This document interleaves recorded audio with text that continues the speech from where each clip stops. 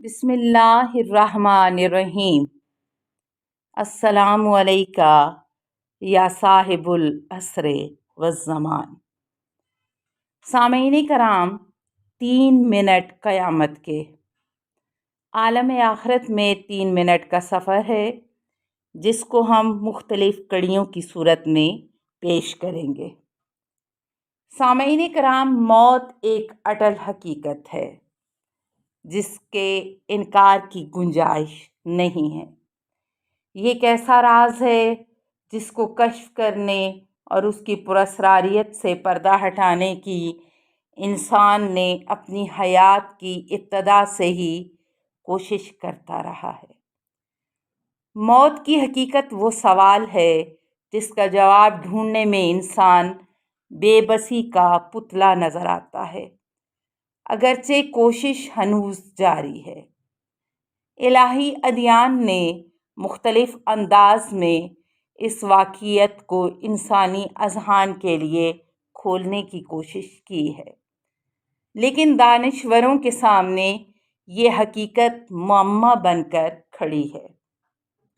دنیا میں ایسے بھی انسان ہیں جو ایک ایسے تجربے سے گزرتے ہیں جس کو قریب الموت کا تجربہ کہا جاتا ہے، یعنی ایسے لوگ موت کو نزدیک سے مشاہدہ کرتے ہیں، اس میں روح انصری بدن سے نکل جاتی ہے اور ایک ایسے عالم میں سیر کرتی ہے جسے معنوی عالم کہا جاتا ہے۔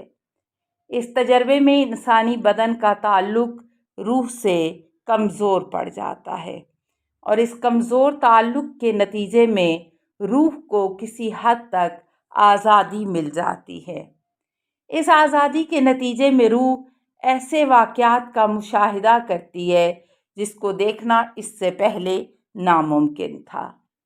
حالیہ برسوں میں کئی ایک دانشوروں نے بالآخر مغربی دنیا میں اس موضوع پر تحقیقات کا آغاز کیا ہے۔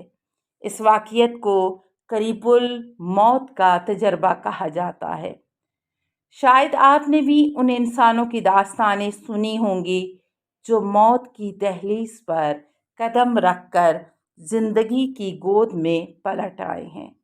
مثال کے طور پر ایسے افراد بھی ہیں جو حرکت قلب بند ہو جانے کی وجہ سے مر گئے تھے اور روح ان کے جسم سے نکل گئی تھی، لیکن پھر کسی وجہ سے روح ان کے بدن میں واپس آ گئی تھی۔ بہت سارے لوگ اس سوال کا جواب تلاش کر رہے ہیں اور قریب الموت کا تجربہ یا نیئر ڈیتھ ایکسپیرینس سے کیا مراد ہے۔ سامعین کرام، کچھ ماہرین کی رائے یہ ہے کہ یہ تجربے بحرانی حالات میں دماغ کی غیر طبعی سرگرمی کا نتیجہ ہیں، یا پھر ہارٹ اٹیک کی وجہ سے جب دماغ کو آکسیجن کی رسائی رک جاتی ہے تو دماغ کے کیمیائی عمل میں خلل پڑ جاتا ہے، تو انسان اس طرح کے تجربے سے گزرتا ہے۔ اس نظریے کے حامل افراد کے جواب میں اس حقیقت کی جانب اشارہ کیا جا سکتا ہے کہ علم طب کی نظر میں انسانی دماغ کی کارکردگی ٹیسٹ کے ذریعے نگرانی کی جاتی ہے۔ جو لوگ موت کے تجربے سے گزرتے ہیں ان کی دماغی کارکردگی مانیٹر کے صفحے پر ایک صاف لکیر کی صورت میں ظاہر ہوتی ہے۔ طبی نقطۂ نظر سے یہ صورتحال وقت کے سامنے آتی ہے جب دماغی خلیے کسی بھی طرح کی برقی سرگرمیاں انجام دینے سے قاصر ہوتی ہے۔ اس حالت میں انسانی دماغ فکر و خیال اور تصور و تصویر کی تشکیل کی توانائی سے محروم ہو جاتا ہے۔ پیم ون لومڈ امراض قلب کے ماہر گزرے ہیں۔ انہوں نے 20 سال تک علمی اور تحقیقی نگاہ سے ایسے بیماروں کا معائنہ کیا ہے جو حرکت قلب بند ہو جانے کی وجہ سے موت کے تجربے سے گزرے ہیں۔ انہوں نے 2001 میں لاسٹ نامی علمی رسالے میں اپنی تحقیقات شائع کیں۔ اس کی تحقیقات کے مطابق NDE اور حرکت قلب کی بندش کا دورانیہ یا مریض کی بے ہوشی مریض نے جو دوائی استعمال کی یا مریض کی جو موت کا خوف لاحق تھا، اس میں کوئی تعلق نہیں پایا جاتا ہے۔ اسی طرح تحقیقات سے یہ بھی پتہ چلا ہے کہ انسان کے تہذیبی پس منظر، قوم، سوشل سٹیٹس، تعلیم یا قریب الموت تجربے سے آگاہی یا عدم آگاہی کا موت کے تجربے سے کوئی تعلق ثابت نہیں ہوا ہے۔ پیمن لومڈ اپنی علمی کاوش سے یہ نتیجہ اخذ کرتے ہیں کہ ہمارا ضمیر یا ہماری روح موت کے بعد بھی زندہ رہتی ہے۔ اس کے علاوہ ایسے بے شمار واقعات ہمارے پاس موجود ہیں جن سے پتہ چلتا ہے کہ جو شخص موت کے تجربے سے گزرے ہیں، اگرچہ ان میں زندگی کی کوئی علامت باقی نہیں بچی تھی، لیکن اس کے باوجود انہوں نے فزیکل دنیا کی ایک ایک بات ذہن نشین کر لی تھی۔ مثال کے طور پر انہوں نے آپریشن روم میں ڈاکٹروں کی نقل و حرکت، ان کی گفتگو کو سنا، یاد رکھا اور زندہ ہونے پر ایک ایک چیز بیان کی ہے۔ ہم اگر ایسے اپنے ملک کی بات کریں تو یہاں ایسی دسیوں مثالیں ملتی ہیں، یہاں تک کہ انہوں نے آس پاس موجود لوگوں کے اذہان میں موجود افکار کو بھی بیان کیا ہے۔ ان میں سے جناب محمد زمانی کا ماجرا سب سے مشہور ہوا ہے۔ 1977 میں ایک روڈ ایکسیڈنٹ میں اس کا انتقال ہو گیا۔ حیات کی ساری علامتیں ختم ہو گئی تھیں، لیکن پھر اچانک وہ زندگی کی آغوش میں لوٹ آیا۔ ہوش میں آنے کے بعد اس نے وہ سارا ماجرا ڈاکٹروں اور نرسوں کے سامنے بیان کیا جو آپریشن تھیٹر اور سرد خانے میں پیش آیا تھا۔ جو کچھ اس نے کہا تھا وہ حقیقت کے عین مطابق تھا، اور جو علمی اور سائنسی معیارات ہم نے بنائے ہیں ان کی بنیاد پر اس کی کوئی توجیہ اور تعویل ممکن نہیں ہے۔ وہ کہتا ہے کہ موت کے دوران وہ دوسروں کے ساتھ ضمیر کے ذریعے بات کرتا تھا، لیکن کچھ دن گزرنے کے بعد اسے کہا گیا کہ اب تمہیں اپنے جسم میں واپس جانا ہوگا۔ کچھ مادرزاد اندھے بھی تھے، وہ موت کے تجربے سے گزرے تو اپنے آس پاس کو آرام سے دیکھتے رہے تھے۔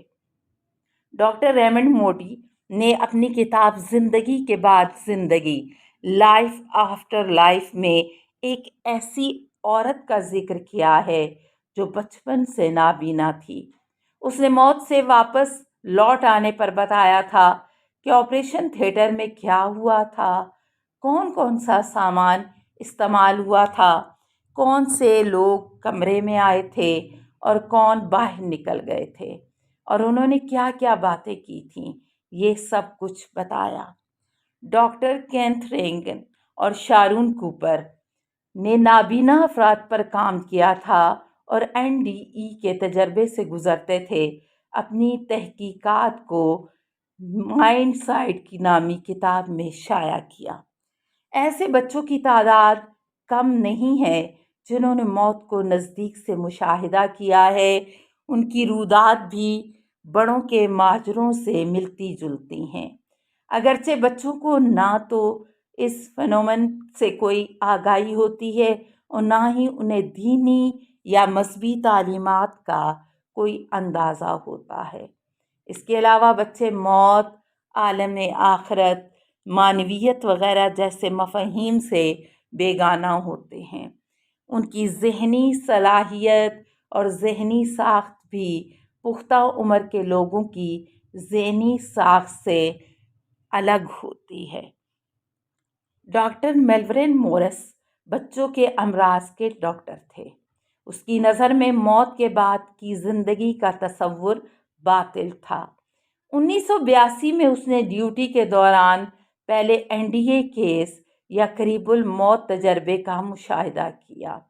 وہ ایک بچہ تھا اور اس بچے کی آغوش میں لوٹ آنے کے بعد زندگی کو اس طرح سے اس نے پیش کیا اور ڈاکٹر کو بتایا کہ وہ اپنے جسم اور ڈاکٹر کو اس وقت باہر سے دیکھ رہا تھا جب وہ اس کے بے جان جسم کا معالجہ کر رہے تھے اور اس کو بچانے کی کوشش کر رہے تھے۔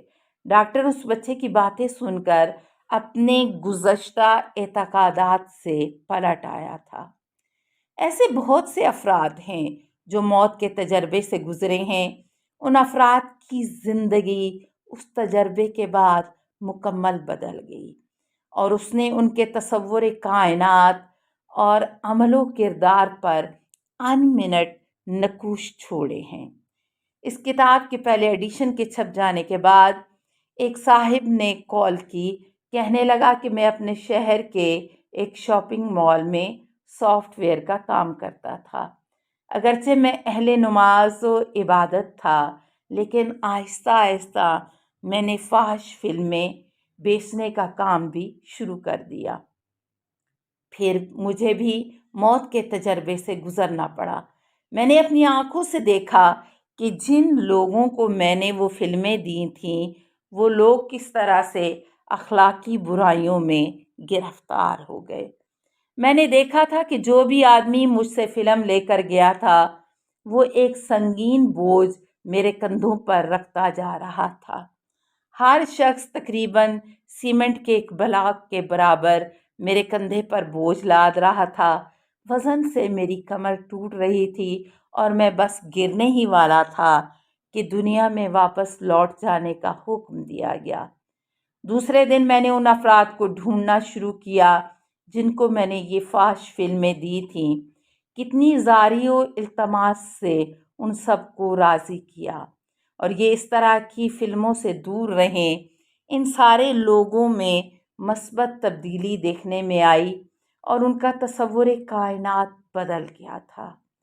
تخلیق کے باہدف ہونے کا اقرار، ذمہ داری کا احساس، برے کاموں کو چھوڑ کر آبرومندانہ کام اختیار کرنا، اپنی زندگی کو امور خیر کے کاموں کے لیے وقف کرنا، مہربانی اور رحمت جیسی صفات کا کامل ہونا، نشاور اشیاء سے اجتناب وغیرہ جتنی صفات حسنہ سے یہ لوگ مزین ہوئے، مغربی دنیا میں تو ہر چیز مادیات کے ترازو میں تولی جاتی ہے، لیکن اس مادی دنیا میں بھی جو لوگ قریب المرگ کے تجربے سے گزرے ہیں، وہ مانوی دنیا میں شیفتہ نظر آئے۔ قریب الموت کے تجربے میں انسان اپنے اچھے اور برے اعمال کا مشاہدہ کرتا ہے۔ قرآن میں خداوند متعال نے ایک مثال بیان کی ہے کہ ذرہ برابر نیک عمل یا بد عمل کا نتیجہ انسان دیکھ لے گا۔ یہ مثال روشن ہو کر اس تجربے میں سامنے آتی ہے۔ جناب زمانی اپنی داستان میں ایک مقام پر لکھتے ہیں، میرے بچپن کی بات ہے کہ ایک بار مشہد جانے کی توفیق نصیب ہوئی۔ گاڑی گرم ہو کر راستے میں رک گئی۔ اس جگہ سے ایک گاؤں قریب ہی تھا۔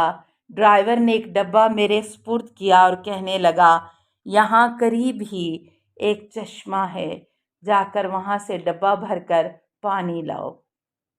چشمے سے پانی بھرا، ڈبہ بھر کر میں کمسنی کی کمزوری کے سبب اس کو اٹھا کر لانا میرے لیے دشوار تھا۔ رستے میں خیال آیا کیوں نہ تھوڑا سا پانی پھینک دوں تاکہ اٹھانے میں آسانی رہے۔ سامنے ایک درخت نظر آیا جس نے خشک زمین سے سرزمین حیات پر قدم رکھا تھا۔ درخت کے جانب چل پڑا اور اس کی جڑوں کو سیراب کیا، اگرچہ وہاں تک جانے کے لیے مجھے تھوڑا سا زیادہ چلنا پڑا۔ میرے نامہ اعمال کی چھان بین کے دوران میرا یہ عمل اتنا سراہا گیا ہے کہ میرے یقین کی آنکھیں بھی کھلی کی کھلی رہ گئیں۔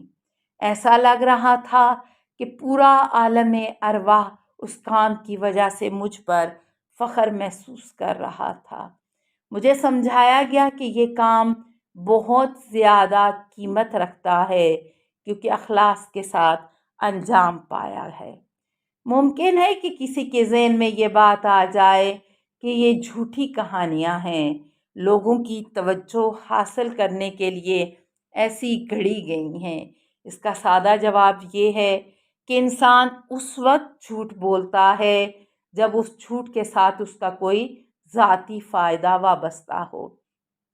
جن لوگوں نے قریب الموت تجربوں کا ذکر کیا ہے انہیں کوئی ذاتی فائدہ ملنا تو دور کی بات ہے، وہ لوگوں کے تمسخر اور توہین کا شکار ہوئے ہیں۔ اگر انسان انصاف کا دامن تھام لے تو ان سارے واقعات کا انکار کرنا ممکن نہیں ہے۔ شائع شدہ واقعات پر ہزاروں باتیں ہیں ان کے بارے میں، اور ان سارے واقعات میں جو شبہتیں پائی جاتی ہیں ان میں سے انکار کی راہیں بند ہو جاتی ہیں۔